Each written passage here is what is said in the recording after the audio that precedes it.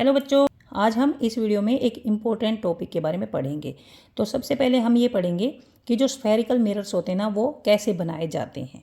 इसके लिए एक ग्लास का स्फीयर लिया जाता है, मतलब कांच की एक बॉल ली जाती है, गेंद कांच की। वो अंदर से खोखली होती है, जैसे कि ये तो प्लास्टिक की है। स्फेरिकल मिरर्स बनाने के लिए कांच की बॉल ली जाती है। इस तरह से कांच का स्फीयर लिया जाता है। जैसे कि मान लीजिए इस वाले स्फीयर से हमें बनाने हैं मिरर्स।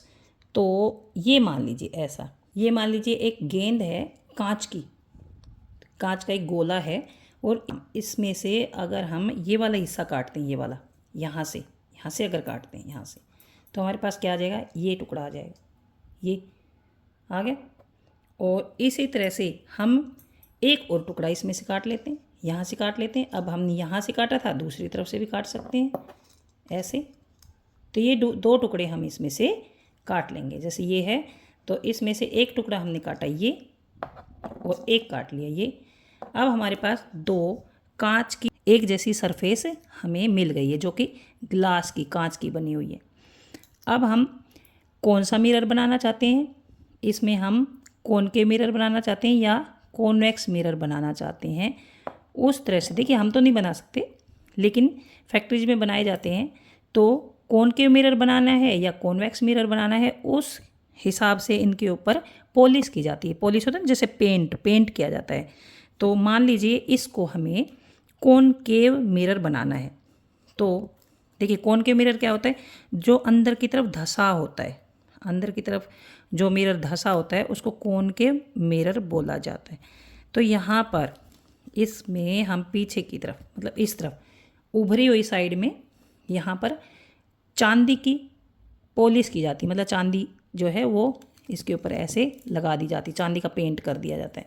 तो देखिए ये चांदी तो ख़राब हो जाएगी, क्योंकि ये तो बहुत महंगी होती है, और जैसे ही उतरेगी ये जो शाइनी सरफेस है ख़राब हो जाएगी। तो इसके ऊपर फिर पेंट कर दिया जाता है, जो नॉर्मल पेंट ऐसे ये कर दिया जाता है इस तरह से।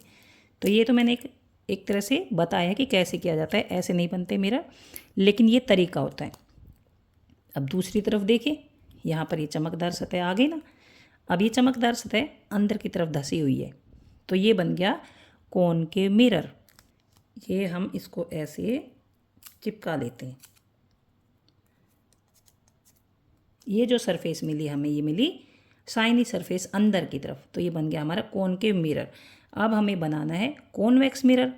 तो कॉन्वेक्स मिरर कैसे बनाएंगे, तो हम इस तरफ पॉलिश कर देंगे, इस तरफ पेंट कर देंगे, पॉलिश कर देंगे, तो शाइनी सरफेस ये आ जाएगी, ये वाली। तो कॉन्वेक्स मिरर जो होता है उसकी शाइनी सरफेस ऊपर की तरफ उभरी होती है, ऊपर की तरफ।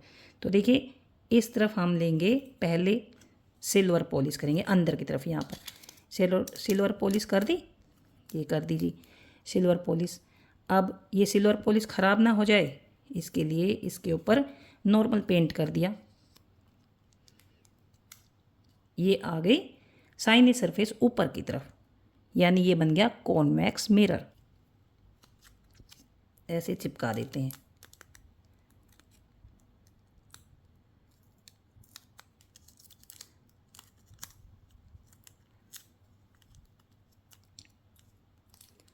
तो ये देखिए ये बन गया ना हमारा, ये है कॉन्वेक्स मिरर, ये है कॉनकेव मिरर।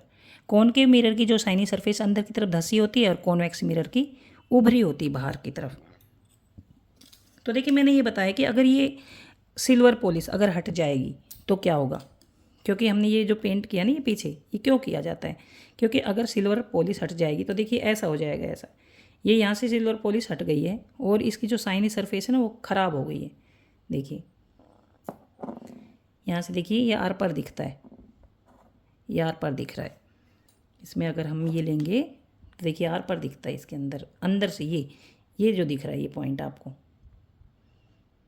तो ये जो पॉलिश है ना, ये ख़राब नहीं होनी चाहिए, इसलिए इसके ऊपर पेंट कर दिया जाता है। यहाँ पर देखिए ये ख़राब नहीं है और ये ख़राब है। अब ये तो हमने देख लिया कि कॉनकेव मिरर और कॉन्वेक्स मिरर में क्या डिफरेंस होता है और वो कैसे बनाए जाते हैं। अब हम कॉन्वेक्स मिरर या कॉनकेव मिरर के लिए जो इम्पोर्टेंट टर्म्स यूज़ की जाती हैं, जैसे कि centre of curvature, aperture, pole, radius, focus point, focal length, ये सब हम सीखेंगे। तो उसके लिए मैंने एक कॉनकेव मिरर ले लिया है। मैंने अभी बताया कि मिरर्स बनाने के लिए एक जो ग्लास का स्फीयर, कांच का स्फीयर होता है ना, उसमें से ये हिस्सा काटा जाता है। आप मान लीजिए ये हमने लिया है एक स्फीयर, देखिए इसमें ये सर्कल है, लेकिन आप इसको स्फीयर मानेंगे। इन टर्म्स को समझने के लिए ये आप एक स्फीयर मान लीजिए कि ये कांच का एक स्फीयर है, ग्लास का स्फीयर, और इसमें से जो ग्लास काटा है उससे हमने ये कॉनकेव मिरर बनाया है, कॉनकेव मिरर। तो ये मान लीजिए ऐसा था यहाँ पर, ये यहाँ पर ऐसे इसका हिस्सा था, कैसे, ऐसे इस टाइप से ये इसका हिस्सा था, और इसमें से काट कर ये एक मिरर बना लिया। तो ये है, ये बड़ा स्फीयर है, ये बड़ा स्फीयर। और यहाँ पर देखिए जिस स्फीयर में से इसको काटा गया है उसकी रेडियस इतनी थी, इतनी यहाँ से यहाँ तक। देखिए ये रेडियस है, ये रेडियस है, क्योंकि ये सरकमफ्रेंस है और ये है रेडियस। ये देखिए इसमें से तो काटा गया है, ये एक कर्व है, कर्व यहाँ से यहाँ तक ऐसे ऐसे, और इसमें से ये काटा गया है, ये वाला हिस्सा। ये जो है मिरर, इसमें बिल्कुल सेंटर में एक पॉइंट मानते हैं, सेंटर में, उसको बोलेंगे पोल। इसके बिल्कुल सेंटर में एक पॉइंट मानते हैं, है नहीं, देखिए कहीं पर भी नहीं है इसमें पॉइंट, यहाँ पर मानेंगे बिल्कुल सेंटर में, उसको बोलते हैं पोल, पोल बोलते हैं। और इस वाले एंड से यहाँ तक की जो डिस्टेंस है उसको अपर्चर बोलते हैं। ऐसे जैसे यहाँ से हम मापेंगे कि इसकी अपर्चर कितनी है, ये यहाँ से बिल्कुल बीचों बीच से ये इसकी अपर्चर होगी 5 सेंटीमीटर, 5 सेंटीमीटर अपर्चर इसकी, यहाँ से यहाँ तक, ये डिस्टेंस यहाँ से यहाँ तक, मतलब ये आएगी ऐसे, ये ऐसे हमारा मिरर है, तो यहाँ से यहाँ तक की जो डिस्टेंस है ये होगी अपर्चर, यहाँ से यहाँ तक की डिस्टेंस। ये एक स्फीयर है और इसका पार्ट है ये। अब इसके पोल से और जो स्फीयर है ना, इसका सेंटर, इसके सेंटर तक की डिस्टेंस, ये सेंटर है इसका, सी से सेंटर, और ये है पोल। यहाँ पर इसका जो इसके बीचों बीच एक पॉइंट है ना, उसको मान लेते हैं पोल। तो पोल से सेंटर के बीच का जो डिस्टेंस है, ये डिस्टेंस, पोल से सेंटर का डिस्टेंस, ये है रेडियस ऑफ कर्वेचर। तो देखिए ये एक कर्व है, यहाँ से ये कर्व तो है एक, ये पूरी सरकमफ्रेंस है, लेकिन यहाँ से ये कर्व है, ये एक कर्व है, और कर्व के बीचों बीच क्या है, कौन सा पॉइंट है, पोल, पी पॉइंट है।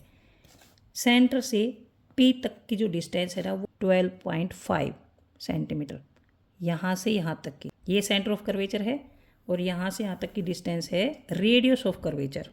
ये एक स्फीयर है, उसमें से हमने ये एक ग्लास काटा है जिसे कि हमने मिरर बनाया है। अब ये देखिए, ये इतना कर्व है इसका, इतना, ये तो इस कर्व से, कर्व के जो बीच में बिल्कुल पॉइंट है, बीच में पॉइंट है, उससे सेंटर तक का जो डिस्टेंस है वो है रेडियस ऑफ कर्वेचर। क्योंकि देखिए ये रेडियस ये है, यहाँ से यहाँ तक, यहाँ से यहाँ तक, यहाँ से यहाँ तक, सेंटर से सरकमफ्रेंस तक की जो डिस्टेंस होती है वो रेडियस होती है। तो ये यहाँ पर ये रेडियस है, और इसके बीचों बीच जो पॉइंट हम मानते हैं वो पोल मानते हैं। तो हमने यहाँ पर लिख दिया पोल, पी पॉइंट, पोल पॉइंट पी, इसको अब इसका हिस्सा मान लेते हैं। पोल से सेंटर ऑफ कर्वेचर की डिस्टेंस होती है रेडियस। अब रेडियस के बिल्कुल बीच में, रेडियस का हाफ, देखिए ये है 12.5, तो इसका हाफ, 12.5 का हाफ हो गया 6.25, यहाँ पर ये हो गया एफ, फोकस पॉइंट, यहाँ पर होता है फोकस पॉइंट।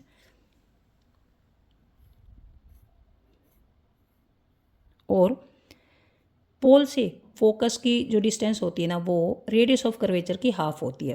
पोल से फोकस की जो डिस्टेंस होती है वो होती है फोकल लेंथ। पोल से फोकस पॉइंट की जो डिस्टेंस होती है वो होती है फोकल लेंथ। फोकल लेंथ को स्मॉल एफ से लिखते हैं, ऐसे स्मॉल एफ से डिनोट करते हैं, यहाँ से लेकर यहाँ से और यहाँ तक की डिस्टेंस। जो फोकल लेंथ होती है वो रेडियस की हाफ होती है। तो एफ जो है, F is equal to half of C P. C P क्या है, रेडियस है, तो एफ इज इक्वल टू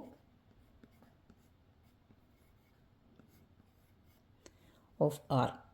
देखिए जो लाइन पोल और सेंटर को मिलाती है इस लाइन को बोलते हैं प्रिंसिपल एक्सिस। क्या बोलते हैं? Principal axis. इसको बोलते हैं प्रिंसिपल एक्सिस। जो प्रिंसिपल एक्सिस है वो यहाँ से यहाँ तक ही नहीं, यहाँ से आगे तक भी जा सकता है। यहाँ तक प्रिंसिपल एक्सिस, यहाँ से यहाँ तक भी ऐसे भी जा सकता है। यह है सेंटर ऑफ कर्वेचर, यह है focus point. Centre of curvature और पोल के बीच में होता है बिल्कुल फोकस पॉइंट। फोकस पॉइंट से पोल तक की जो डिस्टेंस होती है फोकल लेंथ होती है। Focal length radius of curvature की हाफ होती है। और यहाँ से यहाँ तक की जो डिस्टेंस ऐसे ऐसे सीधी स्ट्रेट लाइन, ऐसे यहाँ से यहाँ तक की जो ये स्ट्रेट लाइन है ये होती है अपर्चर। इसकी अपर्चर पॉइंट पी इसके बिल्कुल बीच में माना जाता है। पॉइंट पी पोल बोला जाता है जिसे। तो ये तो आपको सब समझ में आ गए होंगे। अब मान लीजिए ये कॉनकेव मिरर की जगह हम कॉन्वेक्स मिरर ले। इसमें से कॉन्वेक्स मिरर भी तो काटा है ना, ये ऐसे काटा है, ऐसे कॉन्वेक्स मिरर काटा है ना। तो देखिए इसकी साइनी सरफेस तो इस तरफ हो गई ना, इस तरफ साइनी सरफेस इस तरफ हो गई है और इसकी इस तरफ थी। तो यहाँ पर देखिए ये सेंटर ऑफ कर्वेचर इस तरफ रहता है, इस तरफ। तो कॉन्वेक्स मिरर की तो अपोजिट साइड हुआ ना, कॉन्वेक्स मिरर के अपोजिट साइड हुआ। मान लीजिए इसको हम यहाँ पर लगा देते हैं। यहाँ पर कॉन्वेक्स मिरर की साइनी सरफेस उस तरफ हुई, तो कॉन्वेक्स मिरर के तो अपोजिट साइड में हुआ ना सेंटर ऑफ कर्वेचर यहाँ पर। और इसका फोकस पॉइंट तो यहीं पर हुआ ना, बैक साइड में। सेंटर ऑफ कर्वेचर भी बैक साइड में हो, फोकल लेंथ भी बैक साइड में हुई। तो इस तरह से जब इमेजेस बनाई जाती है ना तो उसमें ये जो एफ और सी इसके पीछे की तरफ ली जाती हैं, फ्रंट में नहीं ली जाती। कॉनकेव मिरर में फ्रंट में ली जाती हैं, कॉनकेव मिरर में ये फ्रंट में ली जाती हैं, लेकिन कॉन्वेक्स मिरर में ये बैक साइड में ली जाती हैं क्योंकि इसकी साइनी सरफेस इस तरफ है, इस तरफ।